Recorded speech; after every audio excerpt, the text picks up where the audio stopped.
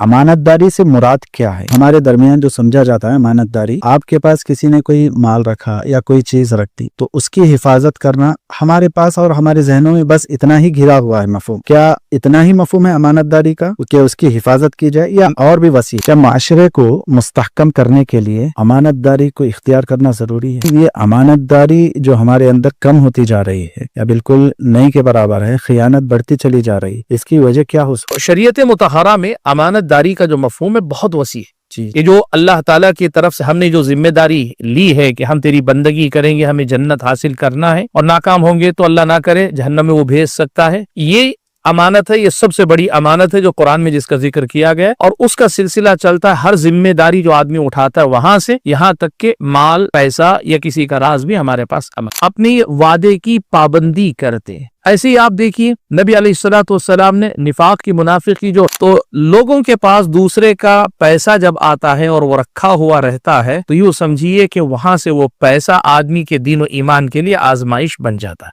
फितना है ना, माल फितना है ना, उसकी आजमाइश बन जा। लोगों में एतमाद बहुत जरूरी होता है। एतमाद जो होता है, भरोसा जो होता है, उसी पर असल में समाज की मजबूती का दारोमदार होता है। हम जब तक एक दूसरे पे भरोसा करेंगे एक दूसरे की ताकत बने रहे। जब अल्लाह ने अमानतदारी को मोमिनों की सिफत का और उसका हुक्म दिया और खियानत को मुनाफिकों की सिफत कहा और उससे मना किया, तो अल्लाह जिसका हुक्म देता है वो खैर ही खैर है या उसमें खैर गालिब है, और जिससे अल्लाह मना कर दे वो शर ही शर है या उसमें अगर किसी को फायदा नजर भी आए तो शर गालिब है। तभी अल्लाह तबारक व तआला ने उसे हराम करार दिया है। लोगों की बताई हुई बातें अमानत हैं, जब तक बताने वाला ये चाहता है कि आप उसे अपनी हद तक रखें या आपके पास अमानत। कि अल्लाह के नबी सल्लल्लाहु अलैहि वसल्लम जब मदीना हिजरत कर रहे थे, मक्के वालों में से बहुत सारों की अमानतें अल्लाह के नबी के पास रखी हुई थी। यानी आपकी दावत को कबूल करने तैयार नहीं, आपकी मुखालफत कर रहे हैं, आपको कत्ल करने के दर पे हैं, लेकिन वो ये मानते हैं कि ये अमानतदार इंसान है और इसीलिए अल्लाह के नबी के पास अपनी अमानतें रखें। और अल्लाह के नबी सल्लल्लाहु अलैहि वसल्लम की अमानतदारी का कमाल ये है कि वो जो आपकी जान के दुश्मन बने हुए हैं, अमानत है, इसीलिए हजरत अबू बकर सिद्दीक रज़ियल्लाहु तआला अन्हु उसमें से नहीं लेके बाजार जाना चाहते हैं। उमर इसीलिए वो बैतुल माल से आसानी से देना नहीं चाहते, इसलिए कि वो अमानत है। उमर इसलिए चाहते हैं कि हजरत उमर अबू बकर रज़ियल्लाहु तआला अन्हु जिम्मेदारी संभालें, बाजार उजार में वक्त न लगे इनका, इसलिए कि कौम मिल्लत के मसाइल उनके पास अमानत।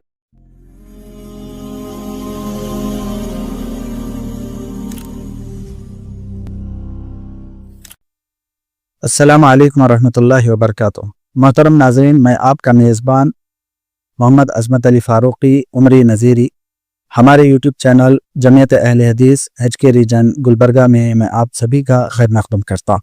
आज हमारा मौजू है अमानतदारी और हमारा माशरा। इस मौजू पर गुफ्तगू करने के लिए हमारे साथ मौजूद हैं हिंदुस्तान की मायानाज़ शख्सियत फ़ज़ीलतुश शेख हाफिज़ अब्दुल हसीब उमरी मदनी हफ़िज़हुल्लाह। आइए मैं आप सभी की मुलाकात शेख से करवाता हूँ। अस्सलामु अलैकुम वरहमतुल्लाहि वबरकातुहू। वालेकुम अस्सलाम वरहमतुल्लाहि वबरकातुहू। आपका हम हमारे इस प्रोग्राम में खैर मक़दम करते हैं शेख। जज़ाकुमुल्लाहु खैरन। जैसा कि आपने मौजू सुना कि अमानतदारी और हमारा माशरा, तो बिला तमहीद बांधे हम अपने मौजू की तरफ आते हैं। तो अमानतदारी के सिलसिले में पहला सवाल मैं आपसे पूछना चाहता हूँ, वो ये है कि अमानतदारी से मुराद क्या है? बिस्मिल्लाह वस्सलातु वस्सलाम अला रसूलिल्लाह व अला आलिहि व अस्हाबिहि व मन वालाह, अम्मा बाद। अमानतदारी उर्दू में हम जिसे कहते हैं, अरबी में अल-अमाना, ये लफ्ज़ अमन से मुश्तक है और अमन जिद है खौफ की। जी, यानी खौफ के अपोजिट अमन का लफ्ज़ इस्तेमाल होता है और इसी से अमानतदारी का लफ्ज़ निकला है। उसका मतलब ये होता है कि कोई भी आपके पास कोई चीज रखे, जी, वो कोई मादी चीज हो सकती है जैसे सोना, पैसा, जमीन के कागजात वगैरह, या कोई मानवी चीज हो सकती है जैसे कोई जिम्मेदारी आपके ऊपर डाल रहा है या अपना कोई राज आपको सुना रहा है।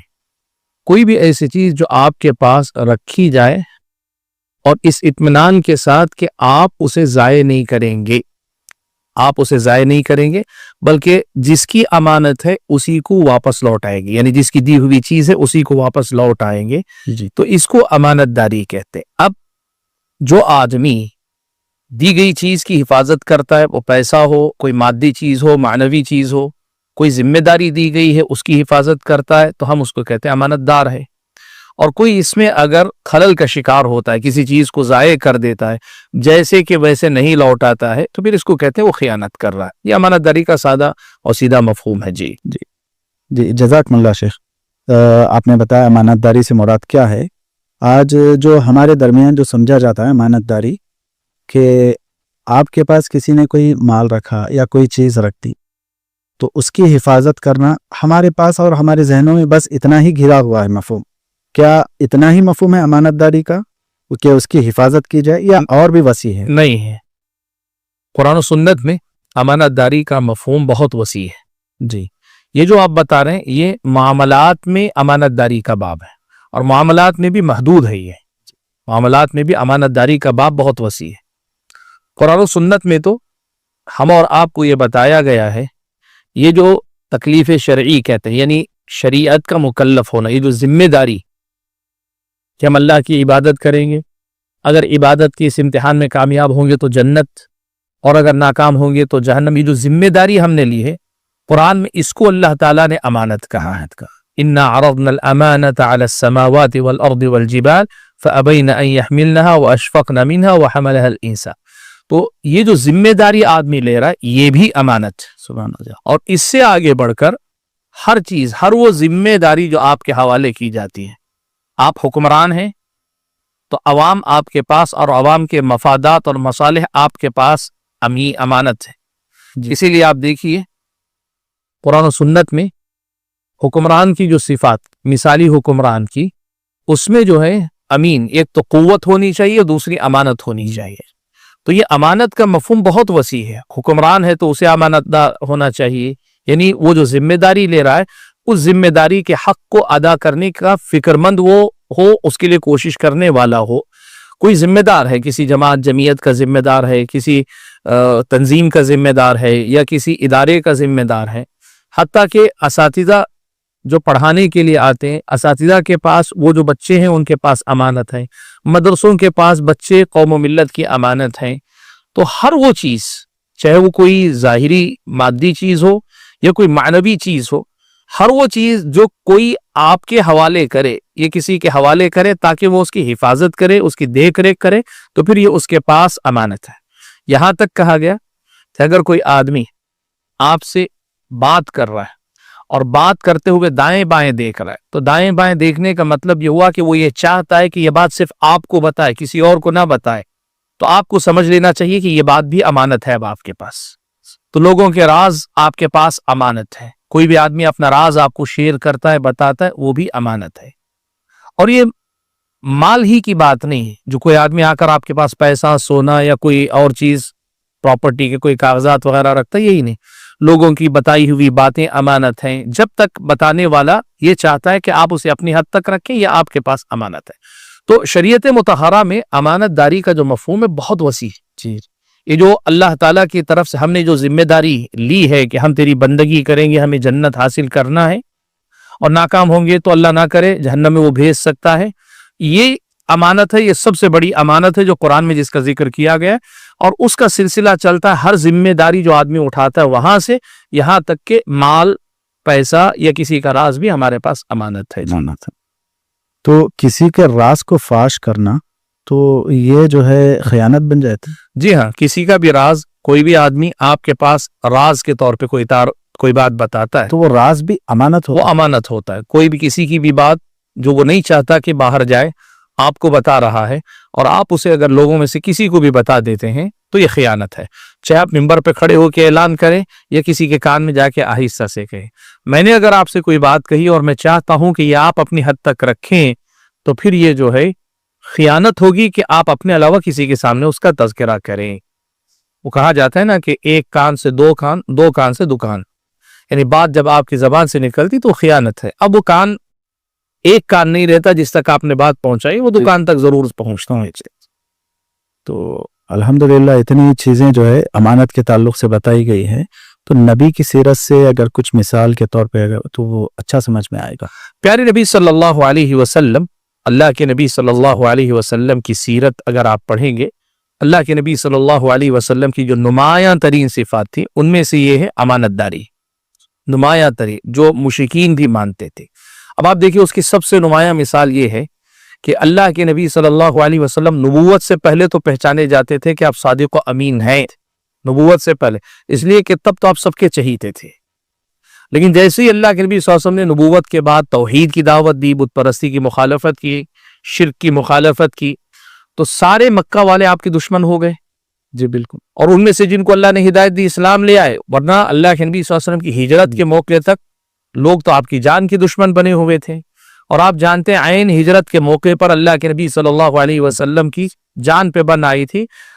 ابو جہل نے اور اس کے ساتھ دوسرے سرداروں نے مل کر یہ مشورہ کیا تھا کہ خاندان جتنے ہیں ہر خاندان سے ایک ایک نوجوان لے لے جو اللہ کے نبی کے گھر کو گھیر لے، اور گھیر کر جب اللہ کے نبی صبح نکلے تو ایک ساتھ سب لوگ تلوار سے وار کریں، پتہ نہ چلے کہ فلاں کی تلوار سے مرے بلکہ سب کے درمیان خون بٹ جائے گا. اس حد تک اللہ کے نبی صلی اللہ علیہ وسلم کے جانی دشمن تھے، لیکن اس حال میں بھی اللہ کے نبی کو مکے کا سب سے بڑا امانت دار انسان سمجھتے تھے.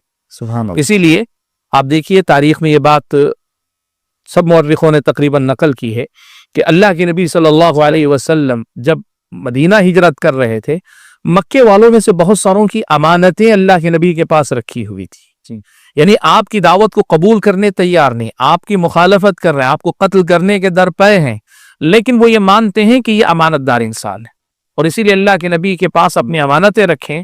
اور اللہ کے نبی صلی اللہ علیہ وسلم کی امانت داری کا کمال یہ ہے کہ وہ جو آپ کی جان کے دشمن بنے ہوئے ہیں، اللہ کے نبی پیچھے حضرت علی رضی اللہ تعالیٰ عنہ کو اپنے بستر پہ لیٹا کر اور یہ ذمہ داری دے کر کہ جو لوگ میرے بعد ان امانتوں کے جو مالک ہیں ان تک یہ امانت پہنچ جانی چاہیے. یہ جو بات ہے نا، یہ بتاتی ہے کہ نبی علیہ الصلوۃ والسلام کے اندر امانت کی صفت کس قدر زیادہ عظیم تھی کہ مکے والے جان کے دشمن تھے لیکن آپ کی امانت داری کے قائل تھے.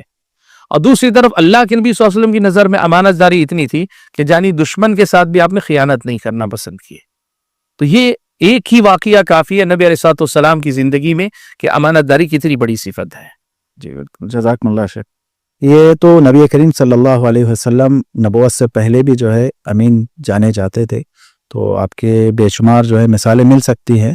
تو آپ کے بعد جو آپ کے صحابہ تھے، صحابہ کی سیرت میں بھی امانت داری ملتی ہے، تو ایک دو مثالیں آپ بیان کر. امانت داری کی جیسے میں نے کہا نا کہ آپ وسیع مفہوم میں اگر لے، میں نے کہا نا کہ ہر ذمہ داری جو آپ لیتے ہیں امانت ہے. تو آپ دیکھیے نبی علیہ الصلوۃ والسلام نے جو خلافت اور امارت کی جو ذمہ داری ہے اسے اللہ کے نبی نے امانت کہا. جی یعنی جو ذمہ داری قوم و ملت کی لی جاتی ہے اسے اللہ کے نبی صلی اللہ علیہ وسلم نے امانت کہا. تو حضرت ابو بکر نے، عمر نے، عثمان نے، علی نے، خلفائے راشدین نے اسے کس حد تک امانت سمجھا، کس حد تک امانت سمجھا. آپ دیکھیے کہ خلیفہ وقت ہیں لیکن بیت المال میں تصرف کے سلسلے میں اس قدر زیادہ خوف اور ڈر. میں اس کی مثال دینے کے لیے آپ کے سامنے کہوں گا، مورخین نے لکھا ہے کہ حضرت ابو بکر خلیفہ ہوئے. خلیفہ ہونے کے بعد چند دنوں کے بعد حضرت عمر نے دیکھا کہ ابو بکر بازار جا رہے ہیں. کیوں جا رہے ہیں؟ کہا بھئی تم لوگوں کی ذمہ داری تھوڑی ہے، مجھ پر میرے گھر کی بھی ذمہ داری، میرے بیوی بچے ہیں، میں جا رہا ہوں بازار میں کماؤں گا. حضرت عمر نے کہا یہ نہیں، آپ اگر بازار میں چلے جائیں گے تو مسلمانوں کے مسائل کون دیکھے گا؟ حضرت ابو بکر نے کہا ٹھیک ہے مسلمانوں کے مسائل دیکھوں گا تو میرا گھر کون دیکھے گا؟ حضرت عمر نے کہا کہ نہیں، ہم لوگ مل کر آپس میں آپ کا کوئی وظیفہ متعین کر دیتے ہیں، بیت المال سے آپ کی تنخواہ گویا متعین کر دیتے. متعین کی گئی. چند دنوں کے بعد دیکھا حضرت ابو بکر دوبارہ بازار کی طرف جا رہے ہیں. عمر نے پھر دیکھ لیا، پوچھا کیا مسئلہ ہے؟ آپ کو تو تنخواہ دی گئی. حضرت ابو بکر نے کہا جو تم دے رہے ہو اس سے میرے گھر کی ضرورتیں پوری نہیں ہوتی، تو پھر کہا میں جا رہا ہوں کمانے کے لیے بازار میں. حضرت عمر نے پھر جو ہے صحابہ کے ساتھ بیٹھے، بات چیت ہوئی. حضرت عمر کا یہ تھا کہ جتنا دیا گیا ہے وہ ٹھیک ہے، لیکن پھر بات چیت ہوئی تو ہوا یہ کہ حضرت عمر رضی اللہ تعالیٰ عنہ دیگر صحابہ نے مشورہ کر کے حضرت عمر کے حضرت ابو بکر کا وظیفہ بڑھا دیا. یہ مورخین نے لکھا. اب اس میں دیکھیے ابو بکر اور عمر دونوں کی امانت داری کا پہلو. یہ کیسے؟ سب سے پہلے تو ذمہ دار ہے لیکن سمجھتے ہیں کہ یہ ذمہ داری ہے، ٹھیک ہے. دوسری بات یہ کہ حضرت ابو بکر اپنی مرضی سے بیت المال میں سے کچھ لینا نہیں چاہتے، اس لیے کہ بیت المال کا مال امانت ہے حکمران کے پاس، ٹھیک ہے. اب اس کے بعد حضرت عمر رضی اللہ تعالیٰ عنہ بھی وظیفہ مقرر کرنے کے لیے دوسرے صحابہ سے مشورہ کر رہے ہیں. اتنا ہی دے رہے ہیں جتنا ان کی بنیادی ضرورتیں پوری ہو سکیں. اب جب حضرت ابوبکر کو مزید کی ضرورت پیش آ رہی تو اس میں مناقشہ ہو رہا ہے. تو آپ اس کی جزیات اور باریکیات پہ اگر بیٹھ کر غور کرتے رہیں گے نا تو اس قدر زیادہ واضح پیغام ہے کہ ابو بکر ہو عمر ہو دونوں کی نظر میں وہ امانت ہی کے بعد امانت ہے. اسی لیے حضرت ابو بکر صدیق رضی اللہ تعالیٰ عنہ اس میں سے نہیں لے کے بازار جانا چاہتے ہیں. عمر اسی لیے وہ بیت المال سے آسانی سے دینا نہیں چاہتے اس لیے کہ وہ امانت ہے. عمر اس لیے چاہتے ہیں کہ حضرت عمر ابو بکر رضی اللہ تعالیٰ عنہ ذمہ داری سنبھالیں, بازار وزار میں وقت نہ لگے ان کا, اس لیے کہ قوم و ملت کے مسائل ان کے پاس امانت ہے. اور آپ کو معلوم ہے حضرت عمر رضی اللہ تعالیٰ عنہ کا مسئلہ ایسا تھا کہ رات میں نکلتے تھے اپنے غلام کے ساتھ لوگوں کے حالات جاننے کے لیے, رات کے اندھیروں میں مدینے کی گلیوں کا چکر لگاتے تھے. کئی بار مدینے کے اطراف اکناف کے علاقے میں بھی جاتے تھے کہ کوئی بھولا بھٹکا مسافر ہے کیا. کیوں؟ سمجھتے تھے کہ اب یہ ذمہ داری میرے پاس امانت ہے, سب کے مسائل کا میں امین ہوں, مجھے ذمہ داری دی گئی. تو یہ بڑی مثالیں ہیں جو ہم اور آپ کو بتاتی ہیں کہ صحابہ کرام رضوان اللہ تعالی اجمعین کس قدر زیادہ ذمہ داریوں کو امانت سمجھتے تھے اور مسلمانوں کے مال کو کتنی بڑی امانت سمجھتے تھے. جی دو ہی مثالیں کافی ہیں جی امانت داری کی کیا اہمیت ہے. جی جب اتنی بڑی اہمیت ہے, ہم بھی مسلمان ہیں, مانتے ہیں, لیکن یہ امانت داری جو ہمارے اندر کم ہوتی جا رہی ہے یا بالکل نہیں کے برابر ہے, خیانت بڑھتی چلی جا رہی, اس کی وجہ کیا ہو سکتی؟ اس کی وجہ ایک تو مسلمانوں کے دین سے عدم واقفیت کہیے یا کم جانکاری دین کی ہے. اب امانت داری کا معاملہ اسلامی شریعت میں کتنا بڑا مسئلہ ہے, اگر یہ لوگوں کو پتا چلے تب نہ اس کو اہمیت دیں گے. جی دیکھیے میں ایک حدیث آپ کے سامنے سنا تھا, مسند احمد کی روایت ہے, حضرت انس بن مالک رضی اللہ تعالیٰ عنہ کہتے ہیں کہ جب بھی رسول اکرم صلی اللہ علیہ وسلم خطبہ دیتے تھے, جب بھی خطبہ دیتے نصیحت کرتے تھے تو یہ جملہ اللہ کے نبی ضرور کہتے, لا ایمان لمن لا امانت له, اس آدمی کا ایمان ہی نہیں جس کے پاس امانت داری نہیں. سبحان اللہ. ولا دین لمن لا عہد له, جس آدمی کے پاس وعدہ وفا کرنے کی عادت نہیں اس کے پاس دین ہی نہیں ہے. تو یہ جو اللہ کے نبی صلی اللہ علیہ وسلم کی حدیث ہے, آپ دیکھیے صرف ایک حدیث ہے, حضرت انس کہتے ہیں اللہ کے نبی جب بھی خطبہ دیتے اسے دوہرا کر اللہ کے نبی بتاتے تھے. ایسا ہمیں اپنے عوام, اپنے افراد, اپنے سماج, اپنے معاشرے کے مرد و خواتین کو اتنی ہی تکرار کے ساتھ بتانے کی ضرورت ہے. آپ دیکھیے قرآن میں اللہ تعالیٰ نے ایمان والوں کی صفات ذکر کی تو اللہ نے کہا والذین هم لاماناتهم وعہدهم راعون, ایمان والے وہ ہوتے ہیں جو اپنی امانتوں کی بھی حفاظت کرتے ہیں اور اپنے وعدے کی بھی حفاظت کرتے ہیں. یہ ایمان والوں کی پہچان ہے کہ وہ اپنی وعدے کی پابندی کرتے ہیں. ایسے ہی آپ دیکھیے نبی علیہ الصلوۃ والسلام نے نفاق کی, منافق کی جو علامتیں گنائی نا, اس میں اللہ کے نبی صلی اللہ علیہ وسلم نے گنائی کہ وَإِذَا اؤْتُمِنَ خَانَ, منافق کی علامت ہے یا منافقانہ یہ عمل ہے کہ جب اس کے پاس امانت رکھی جائے تو اس میں خیانت کر بیٹھے. تو دین و ایمان میں اس امانت کا جو مقام ہے, اس کی جو اہمیت آئی ہے نا, اس اہمیت کو لوگ سمجھیں اور یاد رکھیں اور لوگوں کو یہ بتائی جائے, پڑھائی جائے. یہ اگر جب نہیں ہوگا نا تو لوگ پھر کیا کریں گے, آسانی کے ساتھ خیانت کی طرف مائل ہو جائیں گے. جزاکم اللہ شیخ. یہ وجوہات ہیں جس وجہ سے جو ہے ہمارے اندر امانت داری کم ہو رہی ہے. اس کے علاوہ بھی کیا اور وجوہات ہیں؟ جی ہاں, یہ میں شرعی لا علمی کی وجہ میں نے کہا کہ دین سے عدم واقفیت وجہ. اس کے علاوہ ایک اور پہلو بھی ہے, لوگوں کے اندر مال کے تئیں لالچ ہے. جی اللہ کے نبی نے کہا لِكُلِّ أُمَّةٍ فِتْنَةٌ وَفِتْنَةُ أُمَّةِ الْمَالِ, بالکل, یعنی اس امت کا جو خاص فتنہ ہے, بہت فتنے ہیں لیکن خصوصی فتنہ جس سے اس امت کو آزمایا جائے گا, مال کا فتنہ. مال کا. تو لوگوں کے پاس دوسرے کا پیسہ جب آتا ہے اور وہ رکھا ہوا رہتا ہے تو یوں سمجھیے کہ وہاں سے وہ پیسہ آدمی کے دین و ایمان کے لیے آزمائش بن جاتا ہے. فتنہ ہے نا, مال فتنہ ہے نا, اس کی آزمائش بن جاتا. اب لوگوں کے اندر دینداری کم ہو اور مال کا حرص ہو, لالچ ہو, تو مال کے فتنے میں مبتلا ہو کر خیانت کرتے ہیں. ایسے لوگوں کے راز کی بات کریں, لوگوں کے راز کی بات کریں تو اس کی بھی بات لے لیجئے, یا کوئی ذمہ داری آدمی لیتا ہے تو ان سب معاملات میں یہ کتنی بڑی ذمہ داری ہے, اس کو سمجھنے میں لوگ جو ہے اکثر ناکام ہوتے ہیں. اور کہیں نہ کہیں کوئی لالچ ہوتا ہے یا کہیں نہ کہیں کوئی مفاد ہوتا ہے جو ان کو اپنی امانت داری سے زیادہ عزیز ہوتا ہے. تو دنیاوی اعتبار سے بھی اس کے اسباب، ایک تو دین سے ناواقفیت ہے، تو دنیاوی اعتبار سے بھی ایسے فتنے ہیں جو آدمی کو خیانت تک لے کر جاتے ہیں. جی جزاکم اللہ. اسی طرح ایک اور سوال، جیسا کہ امانت کی ضد خیانت ہے، جی کیا خیانت ایک انسان کی زندگی میں آنے کے بعد اگر انسان خائن بن جائے تو اس کے منفی اثرات یا اس کے برے اثرات مرتب تو ہوتے ہیں، تو کس اعتبار سے مرتب ہوتے دیکھیے خیانت کے نقصانات کیا ہیں، فرد پر بھی ہیں، سماج اور معاشرے پر بھی ہیں. فرد پر یہ ہوں گے کہ پھر وہ آدمی جو ہے اپنے آپ میں جو ہے کمزور ہو جائے گا. چور جی بزدل ہوتا ہے، خائن انسان بھی بزدل ہوتا ہے. خیانت اسے اندر سے کمزور کر دیتی ہے. ایک تو سب سے پہلا نقصان اس کا یہ ہے کہ اللہ تعالیٰ کا نافرمان ہوتا ہے، نفاق کے راستے پہ چل نکلا ہے، منافقوں کا طرز عمل اس نے اپنا لیا. دینی اعتبار سے نقصان، دنیاوی اعتبار سے نقصان کہ وہ آدمی پرسنالٹی، اس کی شخصیت اس کی انتہائی کمزور شخصیت ہو جاتی. وہ ایسا انسان ہے کہ جس کی وقات خود اس کی اپنی نظر میں گر گئی ہے. ایک اب اس کے بعد آگے بڑھ کر اگر سماج کی اگر بات کریں تو سماج میں لوگوں میں اعتماد بہت ضروری ہوتا ہے.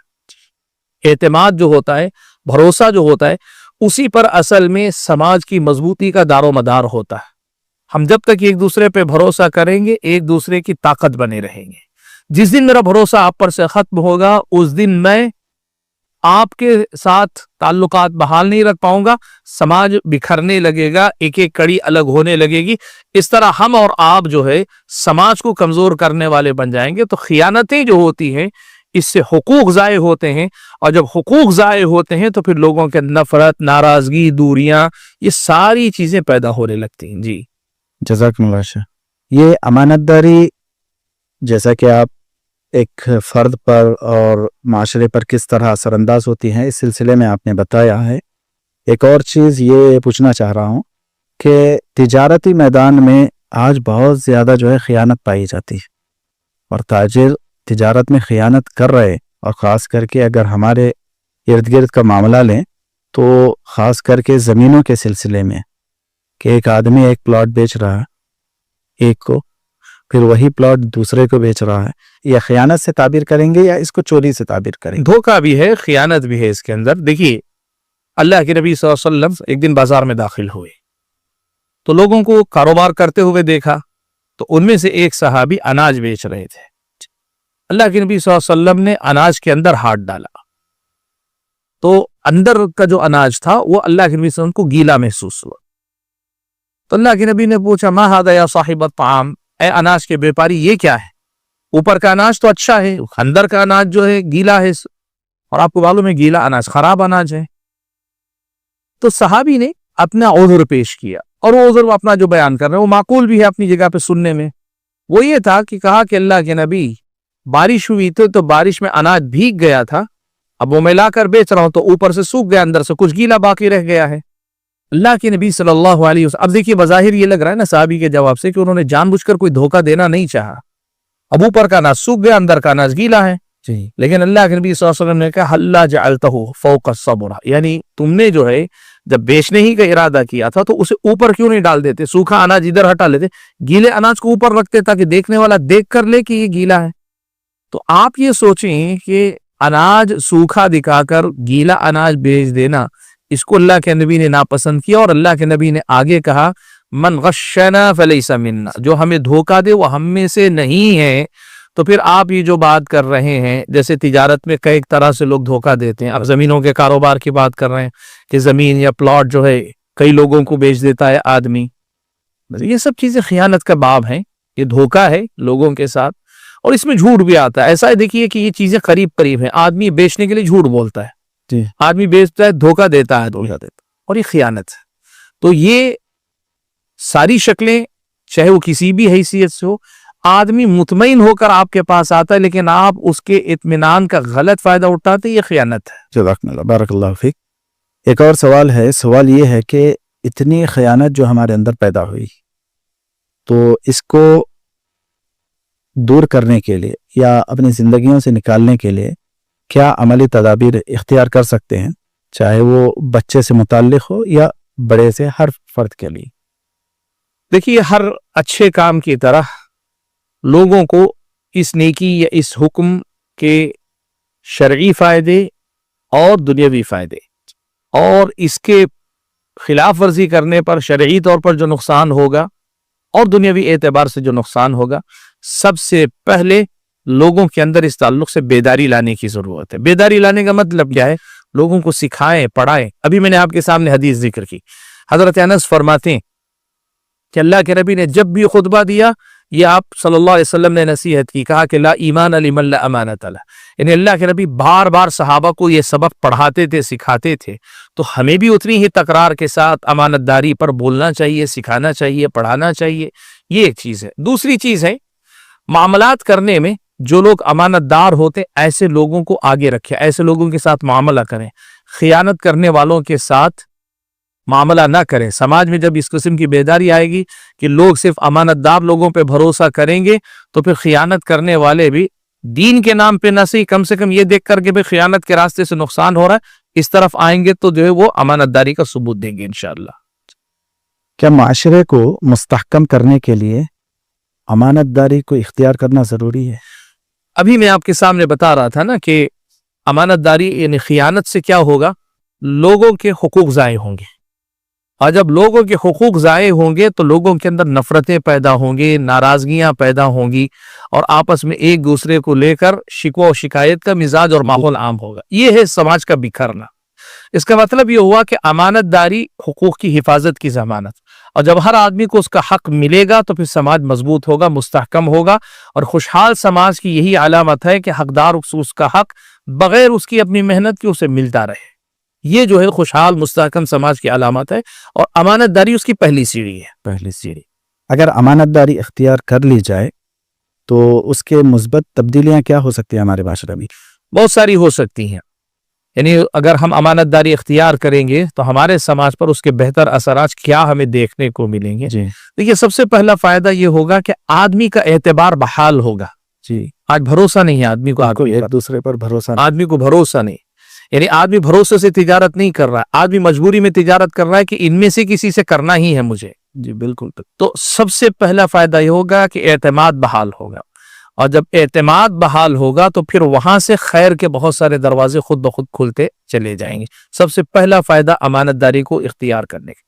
دوسرا فائدہ یہ ہوگا کہ جب امانت داری آئے گی نا تو پھر لوگوں کے ساتھ جو دھوکہ ہو کر نقصان جو لوگوں کا ہوتا ہے، بہت سارے لوگوں کے جو نقصانات ہوتے ہیں، بہت سارے لوگ ماشاءاللہ اچھے لوگ ہیں لیکن وہ اپنی شرافت کی وجہ سے لوگوں سے نقصان اٹھا بیٹھتے ہیں۔ نبی علیہ الصلوۃ والسلام نے کہا نا، المؤمن غر کریم، مومن جو ہے بڑا شریف النفس ہوتا ہے لیکن آسانی سے دھوکہ بھی کھا جاتا ہے۔ کیوں؟ اس لیے نہیں کہ بیوقوف ہے، اس لیے کہ وہ سامنے والے پر بھروسہ کرتا ہے، وہ اپنے طرح سامنے والے کو بھی اچھا سمجھتا ہے۔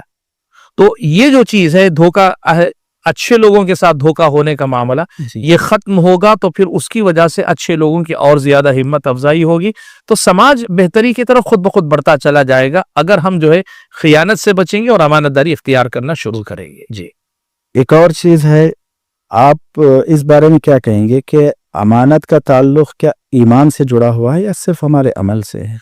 حدیث میں نے آپ کے سامنے پڑھی مسند احمد کی، اللہ کے نبی نے کہ اس آدمی کا ایمان ہی نہیں جس آدمی کے اندر امانت داری نہیں، یعنی اس کا مطلب یہ ہوا کہ امانت داری نہ ہو تو آدمی کا ایمان گھٹ جاتا ہے، سبحان اللہ، آدمی کا ایمان کم ہونے لگتا ہے، گھٹنے لگتا ہے۔ اور اسی کے مقابلے دوسری حدیث بھی آپ کو میں نے سنائی کہ آیت المنافق ثلاث، منافق کی نشانیاں ثلاث، تین جی یا اربع من کن فیہ کان منافقا خالصا، چار باتیں ایسی ہیں کہ جس کے اندر بھی وہ ہوں گی وہ خالص منافق ہوگا، یعنی عملی اعتبار سے پورا کا پورا عمل منافقانہ اس کا مانا جائے گا۔ تو اس میں سے اللہ کے نبی نے ذکر کہ اذا اؤتمن خان، جب اس کے پاس امانت رکھی جائے تو وہ خیانت کرے۔ تو اس کا مطلب یہ ہوا کہ ایمان اس کا جائے گا اس کے ہاتھ سے، عمل کا جو میدان ہے اس میں کمی آئے گی، اور عملی اعتبار سے وہ ایمان سے خالی ہوتا چلا جائے گا اگر اس کے اندر امانت داری نہیں ہوگی۔ جی، ایک آخری چیز یہ کہ امانت داری اور خیانت کو لے کر آپ کیا نصیحت کرنا چاہیں؟ نصیحت یہی ہے کہ جو اللہ اس کے رسول کا حکم ہے اس میں خیر ہی خیر ہے۔ جب اللہ نے امانت داری کو مومنوں کی صفت کا اور اس کا حکم دیا، اور خیانت کو منافقوں کی صفت کہا اور اس سے منع کیا، تو اللہ جس کا حکم دیتا ہے وہ خیر ہی خیر ہے یا اس میں خیر غالب ہے، اور جس سے اللہ منع کر دے وہ شر ہی شر ہے، یا اس میں اگر کسی کو فائدہ نظر بھی آئے تو شر غالب ہے، تبھی اللہ تبارک و تعالیٰ نے اسے حرام قرار دیا ہے۔ تو جو چیز اللہ نے ہمارے لیے پسند کی ہم بھی اپنے لیے وہ پسند کریں، اور جو چیز اللہ نے ہمارے لیے ناپسند کی ہم اپنے لیے ناپسند کریں۔ جو چیز اللہ کے رسول نے ہمارے لیے اللہ کے حکم سے پسند اور ناپسند فرمائی، ہمارے پاس بھی پسند اور ناپسند کا معیار پیارے نبی صلی اللہ علیہ وسلم کی شریعت اور سنت ہی ہونی چاہیے۔ تو یہی نصیحت ہے، اللہ تعالی اعلم۔ جزاکم اللہ شیخ، آپ آئے ہمارے درمیان، بہت ساری معلومات ہوئی، جیسا کہ امانت داری نہ کہ صرف انسانی صفات میں سے ایک اچھی صفت ہے بلکہ اس کا تعلق ایمان سے بھی ہے، یہ بہت بڑی بات معلوم ہوئی۔ اللہ رب العالمین آپ کے آنے کو قبول فرمائے، آمین۔ آمین۔ السلام علیکم ورحمۃ اللہ وبرکاتہ۔ جزاکم اللہ خیر۔